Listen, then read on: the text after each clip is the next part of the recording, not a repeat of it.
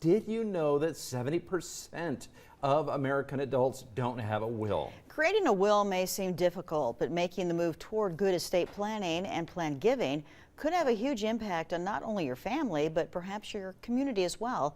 In the sponsored segment from Nebraska Community Foundation, we discover the culture of giving in Nebraska City and hear from a local leader on why planned giving is important to her and her family. We are in Nebraska City, and we're learning more about the idea of planned giving and estate planning. And joining me now with more on this is Melissa Turner, and she is with Arbor Bank.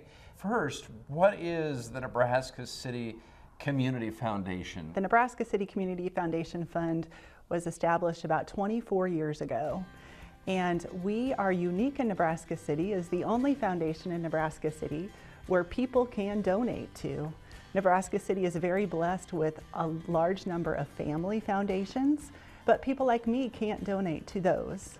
The Nebraska City Community Foundation, anyone can donate to, and we've had some very, very generous donors. Our endowment is now over $1 million, and we're able to grant back to the community over $50,000 a year. Okay, so we've talked a little bit about the Community Foundation, the culture of giving here in Nebraska City.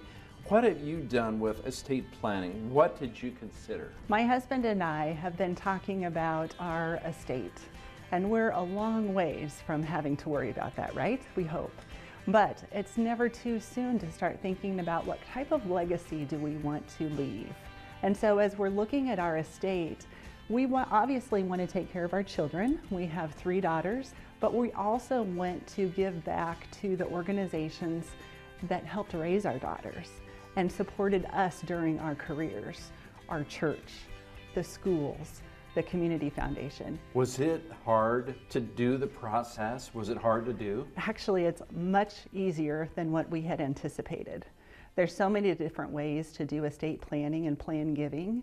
One of the things that we did is change the beneficiary on our life insurance. So we have 3 daughters. If you divide something by 3, there's a little portion that's left.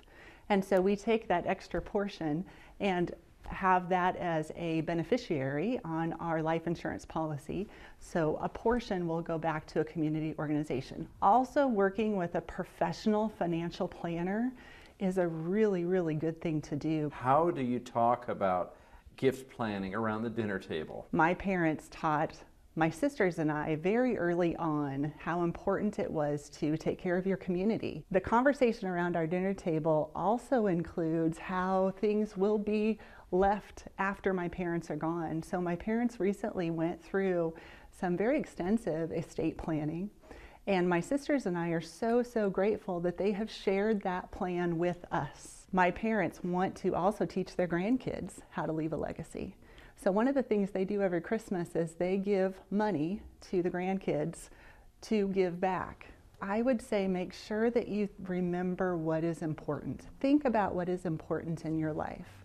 Do you want those things to continue for future generations? And then what kind of legacy do you want to leave? How do you want to be remembered? Okay, Melissa, well, that was really interesting to hear your perspective on planning for the future, leaving a legacy.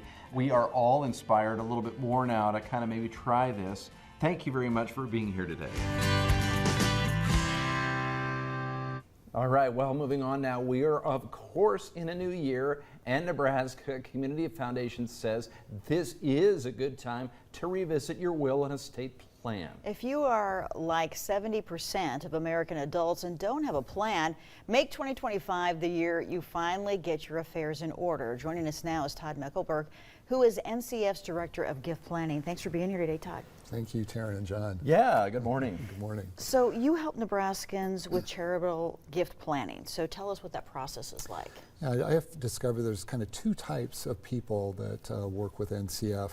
The first type is that individual who comes in and says, I know exactly what I want to do.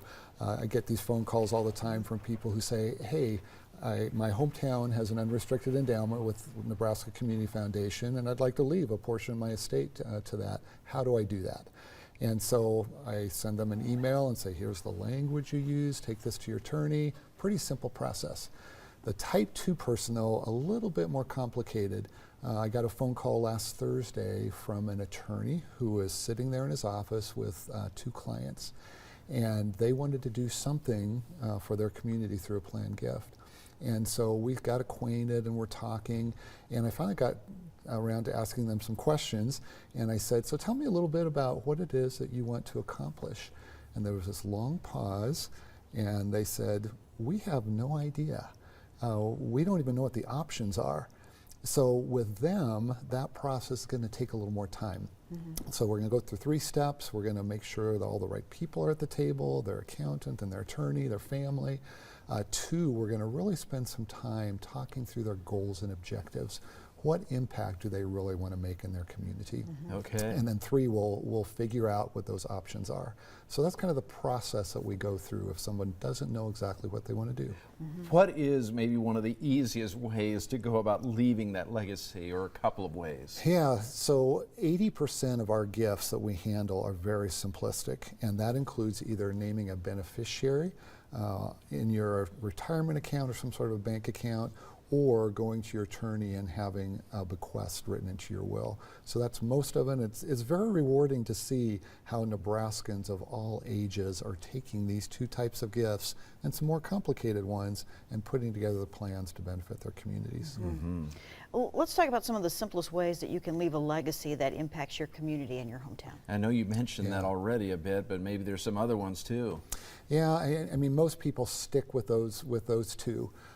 Because they are so simplistic, they're not complicated, but yet they can still make a major impact through that beneficiary designation or through something in their will. I know I've talked to several people who are doing that, doing the beneficiary, making that change maybe in their life insurance policy, and it's fairly easy to do for them.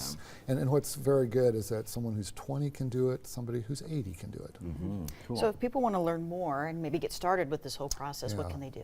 So NebraskaHometown.org is our website, but I really invite people to give me a call. Happy to talk to anybody who wants to learn more. All right. Sounds good, Todd. Thanks for coming in. Thank you.